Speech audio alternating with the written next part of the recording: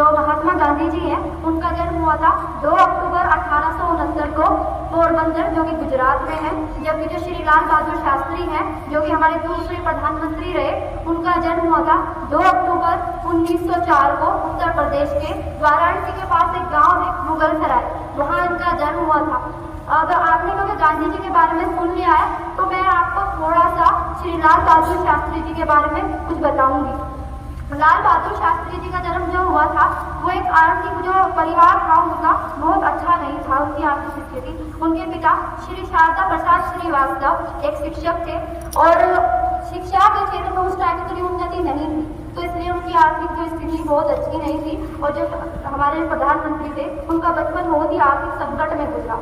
1.5 वर्ष की अवस्था थी जब उनके पिताजी का जो साया था उनके सर से हट गया था। उनके पिताजी जो चल बसे थे। इसके बाद उनकी जो माता थी श्रीमती राम दुलारी देवी, उन्होंने अपने 3 बच्चों का लालन पालन किया और बहुत ही संकटों के साथ अपने बच्चों की देखभाल की। अब बात आती है जो हमारे शास्त्री जी थे, इनका पूरा नाम था लाल बहादुर श्रीवास्तव। और जो शास्त्री शब्द आया था, ये इन्होंने शास्त्री की उपाधि दी थी काशी विद्यापीठ वाराणसी से। उसके बाद इन्होंने अपने नाम के हिसाब से श्रीवास्तव हटाकर शास्त्री जोड़ दिया। अब बात करते हैं, क्योंकि हमारे देश के प्रधानमंत्री रहे, उससे पहले इनके पास और भी मंत्रालय आए। तो 1951 की बात है, ये थे तब रेल मंत्री। तो रेल मंत्री पद पर रहते हुए उन्होंने अपने बहुत अच्छे कार्य किए और सबसे बड़ी बात थी, ये बहुत ईमानदार और सरल स्वभाव के व्यक्ति थे।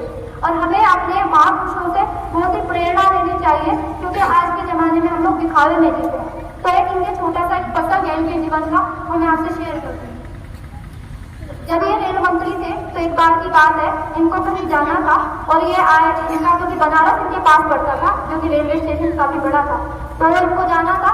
और इसके बाद क्या हुआ कि इनको ट्रेन जो है वो टाइम से नहीं मिल पाती थी, काफी लेट हो रही थी क्योंकि दूर था स्टेशन। तो क्या हुआ, ये आ रहे थे, तो तभी वहाँ स्टेशन के जो कर्मी थे उनको पता चला कि मंत्री जी आ रहे हैं। तो वहाँ पे गार्ड हुआ करता, तो क्या करते हैं गार्ड, जो रेल को झंडी देते हैं। तो उसको पता चला कि मंत्री जी आ रहे हैं, तो उसने क्या किया, ट्रेन का टाइम होने के बाद भी ट्रेन को झंडी नहीं थी। तो अब वो मंत्री जी जैसे ही पहुंच गए, तो वो आए, तो गार्ड उनके पास आया कि मंत्री जी, जैसे ही मुझे पता चला कि आप आ रहे हैं, मैंने रेल को झंडी नहीं दी और ट्रेन को रोक दिया। तो मंत्री जी ने उनको कुछ नहीं बोला और बस चले गए। उसके बाद मंत्री जी ने, गार्ड ने सोचा कि मंत्री जी तो बड़ा खुश हो गए होंगे, क्योंकि मैंने उनकी ट्रेन रोक दी और अब तो मेरी पद नियुक्ति जो है मुझे उस पद पर बैठा दिया जाएगा। लेकिन ऐसा कुछ भी नहीं हुआ। अपने कर्तव्य के प्रति ईमानदार थे हमारे मंत्री जी लाल बहादुर। तो उन्होंने सोचा कि इस व्यक्ति ने सिर्फ एक मेरी वजह से इतने यात्रियों को जो परेशानी दी है, इसने अपने कर्तव्यों का निर्वहन बहुत अच्छे से नहीं किया, बल्कि पद उन्नति को देखते हुए, पद को देखते हुए, मेरे पद को देखते हुए इतने सारे यात्रियों को परेशान किया और मतलब अपने नियमों और कानूनों का एकदम उल्लंघन किया है। तो और ये उसके प्रति बिल्कुल भी एकदम ये मान लीजिए कि दृढ़ निश्चय थे कि अपने नियम से बिल्कुल भी ढिलाई नहीं करेंगे। अगले दिन उस गार्ड को इन्होंने पद से मुक्त करा दिया, सस्पेंड करा दिया गया। इससे इतना पता चलता है कि हमें किसी भी पद पर पहुंच जाए, अपने नियमों पर हमेशा कर्तव्यबद्ध रहना चाहिए, चाहे हम कहीं भी हो। आप स्टूडेंट हैं, हम टीचर्स हैं, हमें अपनी जो ड्यूटी है पूरी ईमानदारी से, पूरी लगन से करनी चाहिए। तो जैसा कि सभी को पता है कि जितने भी महापुरुष हुए हैं और भारत भूमि के जितने भी महापुरुष हैं, हमको उनके जीवन से हमेशा ही प्रेरणा लेते चलना चाहिए। ये सिर्फ कहने के बाद नहीं है, बल्कि अपने जीवन में उतारना भी चाहिए। तभी हम अपने महापुरुषों को सच्ची श्रद्धांजलि दे सकते हैं और उनको अपने जीवन में ला सकते हैं।